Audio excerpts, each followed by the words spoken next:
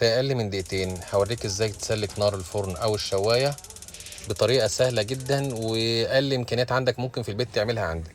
اللي معانا ده فرن او نار الشوايه عندنا ضعيفه جدا، قد تكون معدومه خالص. طيب انا عايز اسلك النار دلوقتي، هسلكها ازاي؟ اول حاجه انا بفتح باب الفرن وبفك المسمار اللي ماسك الشوايه او شعله الشوايه. اول ما فكيت المسمار ده بنزلها عادي واشدها لبره. احنا عاوزين نوصل لحاجه معينه، هنوصل لايه دلوقتي؟ ننزلها خالص اهوت عشان فيها حساس برده بالراحه. هنا دي الفونيا او هنا دي المشغل اللي هو بيشغل الشعله.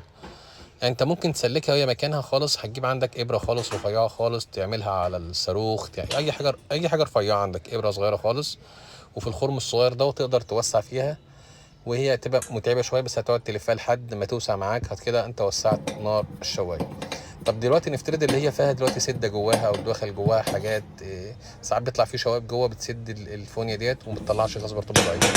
لازم تجيب بيبقى 7 تفكها بره وتشوفها بقى تنضفها. تفتح الاول المفتاح برضه تفكتها بره اهو، تفتح المفتاح ولو فيها تراب جوه تقدر تسلك المكان الفونيا من جوه وتسلكها انت عادي بره اهوت. هتسلكها خالص وتبدا بنفس الطريقه تاني تركبها تاني. هحطها تاني في نفس المكان وتربطها برضو، انت هتظبطها وتربطها كده ببيبه برضو نفس البيبه السبعه، وتربط اللي هي الفونيا اللي هي بتركب في المكان الشعر، وتربط شغلك تاني الشغل بالمسمار. ونفتح بقى الغاز ونجرب. كده فتحنا الشعلة اهوت. كده النار طبعا زي ما انتم شايفينها بقت واضحه، بقت زرقاء، بقت قويه. طبعا مش اللي هي العاليه جدا ان احنا قلنا يا جماعه قبل كده عليها.